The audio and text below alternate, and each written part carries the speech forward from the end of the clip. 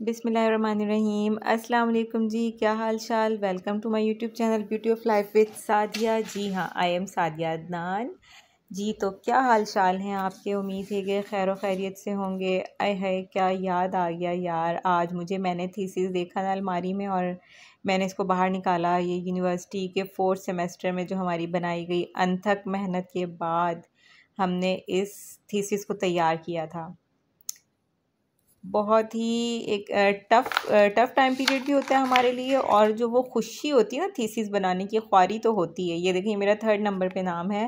पहले रशीदा है, फिर सिद्रा सैयद है, और फिर सादिया नज़ीर है। और हम कितनी गर्ल्स थी?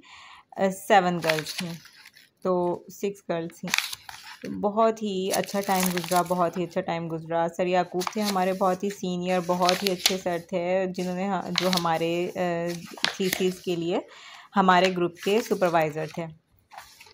तो हम जाते थे, लम्स जाते थे थीसिस को कवर करने के लिए, और इसकी जो है सारी डिटेल्स लेने के लिए, और फिर इस पर हम टाइपिंग करते थे वापस आके और थीसिस बनाते थे।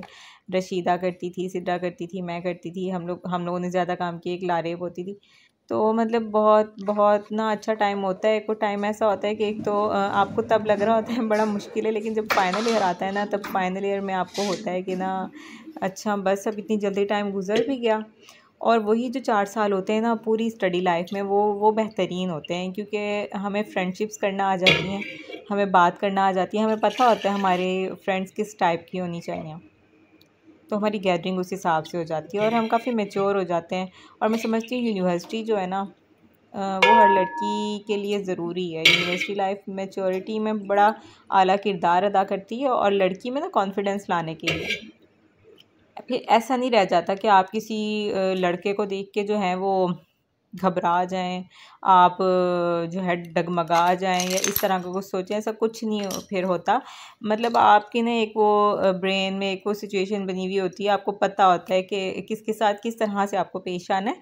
आपके स्ट्रांग होने के लिए ये ज़रूरी है, और आप पे एतबार हो, और आपको ख़ुद पे, अपने आप पे भी एतबार हो ना, कि आप ऐसे नहीं हैं कि आप किसी से ऐसे ही डर जाएंगे, या आप डगमगा जाएंगे, या 2 मिनट में आपने ऐसे हो जाना। नहीं, खुद को आपने बस वो रखना है, अपने आप पे यकीन रखना है।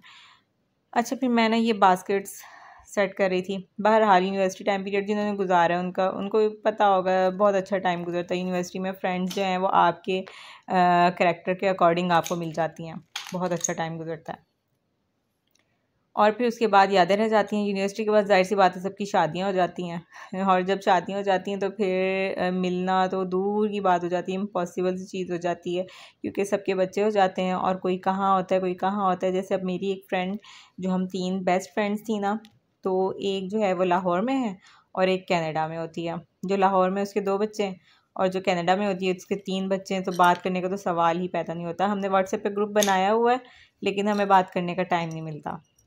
और मेरे मेरे भी 2 बच्चे माशाल्लाह से। तो किस तरह से दिन गुजरता है हमें पता है। जो बच्चों की माएँ, उन्हें पता होता है कि दिन बस ऐसे आया और ऐसे चुटकी बजाते चला गया। तो बस फिर मैंने सोचा कि मैं ना थोड़ा सा अपने बैग को सेट कर लूँ, बैग निकालूँ, क्योंकि वेदर जो है ना, ज़रा सी इसने अंगड़ाई ली है। तो अंगड़ाई ली हुई है, तो इसमें बच्चों की ना स्वीट शर्ट्स और इस टाइप की पहनाई जाती हैं। तो ये तो मेरे उसका तकिए, कुशन कहते हैं, गाँव तकिए के कवर्स हैं। तो इस बैग में ना मैंने देखा इनकी हाइनेक्स वगैरह पड़ी हुई है, और कुछ स्वेट शर्ट्स भी पड़ी हुई हैं कि इनका गुजारा हो जाएगा। अगर सर्दी स्टार्ट हो गई ना, तो इनकी स्वेट शर्ट्स हैं इसमें। लेकिन मुझे बड़ा अटैची निकालना है, तो बस अब वो मैं सोच रही हूँ अभी 8-10 दिन और निकल जाएँ। जैसे सर्दी आती है तो फिर मैं निकालती हूँ, क्योंकि अभी इतनी कोई ख़ास सर्दी है नहीं, नॉर्मल सा वेदर है। तो उसके लिए स्वेट शर्ट्स जो हैं वो भी अभी नहीं पहनी जाएंगी, कुछ टाइम में ही पहनी जाएंगी। तो मैं चाह रही थी उसको मैं ज़रा नज़दीक रख लूँ।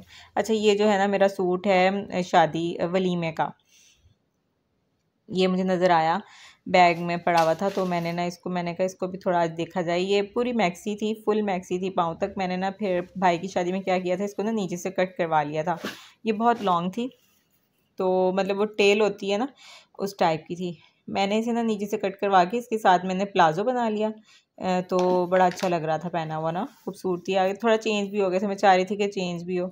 ये सूट जो है मुझे भाभी ने दिया था उनकी शादी में, जैसे दुल्हे की बहनों को दिया जाता है ना, उस तरह से सूट था शिफॉन का। ये मैंने निकाला, एक अनस्टिच मुझे यही मिला, बाकी सारे मैंने सिलवा लिए। मैंने कहा हो सादिया तुम सारे निकाल के सिलवा भी लिए हैं कपड़े कोई सूट नहीं छोड़ा, मतलब कि कुछ तो छोड़ देती, वरना मेरे पास ऐसे होता है कि 3-4 जो है ना लॉन के सूट अनस्टिच पड़े हुए होते हैं। लेकिन इस पर मैंने ना ये भी किया है कि मैं स्टिच ले लेती हूँ।